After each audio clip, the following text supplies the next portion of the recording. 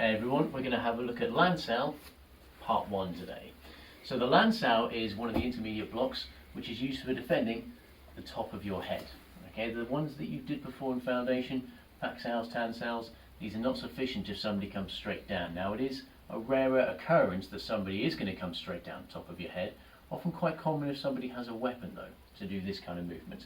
But you need something to defend it, especially if you are more vertically challenged like some people are. Against taller people, they can hit down on top of you. So the movement looks like this. Okay, notice the angle of my arm here transfers the force down into my upper arm here a little bit better. What you don't want to do is end up collapsing your hand like this, which leaves your head very, very exposed. So this is the Laan Sao. We're also going to have a look at the inside knife hand, which is a new strike. But let's demonstrate how this works first. So I'm starting my guard. If he hits me coming straight down, I'm going to combine this with a step.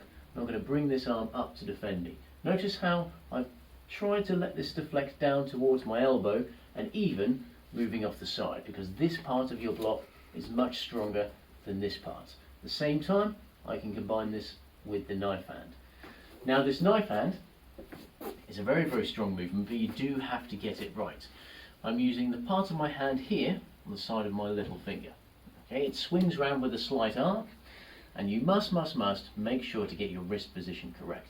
I end up pushing this part of my hand forwards, so that this part of my hand hits not my fingers, not the wrist joint itself, but this part just here.